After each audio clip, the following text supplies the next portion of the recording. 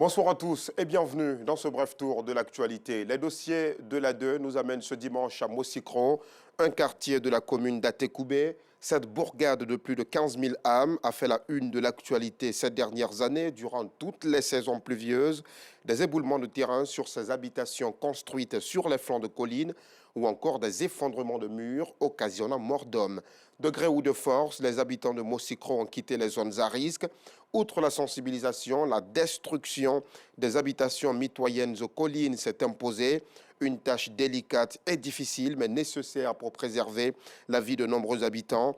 Avant le début des pluies de juin 2023, le ministre de l'Assainissement, Bouaké Fofana, a ordonné la destruction des dernières habitations présentant d'énormes risques. Le reportage vous sera proposé dans la rubrique de ce soir à 19h30.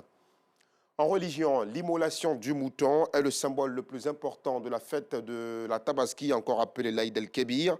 Mais à quelques jours de la célébration, plusieurs familles musulmanes ont décidé de ne pas acheter de mouton cette année.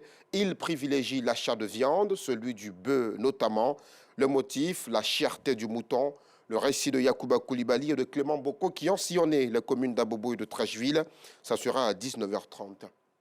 Dans un tout autre chapitre, les producteurs et transformateurs de manioc d'Assé, un village situé dans la région du Sud Comoé, rencontrent d'énormes difficultés, parmi lesquelles la vente de leurs produits à un prix dérisoire, mais aussi un manque d'équipement nécessaire pour une production et des transformations adéquates. Après l'exercice de l'année 2021-2022, c'est l'heure pour les responsables de la coopérative de l'Union des producteurs de manioc et de vivriers d'Assé de faire un bilan. Ajouté à cela, ils entendent résoudre les préoccupations des paysans pour y apporter justement une plus grande visibilité. Vous verrez le reportage d'Abdoulaziz Guira dans l'édition de ce soir. Hors de nos frontières, en Guinée, le chef d'État comorien, président en exercice de l'Union africaine, a terminé sa visite de 2 jours. Azali Assoumani y est allé pour s'enquérir de la suite de la transition. Il a aussi rappelé au CNRD qu'il doit respecter ses engagements conformément au programme qui a été édité entre la CEDEAO et la junte militaire.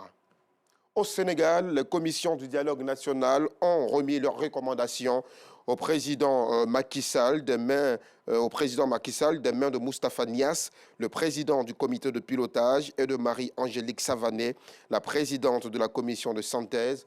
Au total, ce sont 270 recommandations sur de nombreux domaines de la vie publique. Le président a parlé d'un nouvel élan pour préserver l'essentiel, c'est-à-dire la forme républicaine de l'État, la paix civile, la stabilité, la sécurité du pays. Très attendu sur sa décision de briguer un ou non un troisième mandat à la légitimité contestée, le président Macky Sall a promis des réponses. Je vais répondre parce que maintenant le moment est venu pour répondre, a-t-il commencé sous les approbations. Mais ce n'est pas aujourd'hui, je ferai un discours à la nation, j'apporterai ma réponse qui ne peut pas répondre du contexte dans lequel nous évoluons, mais d'un choix libre, souverain, qui s'exerce et qui sera expliqué au pays, quel qu'il soit, et qui sera assumé. En Russie, Sergueï Shoïgu restera-t-il pour longtemps encore le ministre de la Défense de la Russie? Après la volte-face de Wagner hier en début de soirée, plusieurs observateurs se posent la question. La rédactrice en chef du service russe de RFI, Elsa Vidal, estime que Evgeny Prigojine est un homme qui, à la tête de Wagner, a apporté les seules victoires que l'armée russe a pu remporter en Ukraine.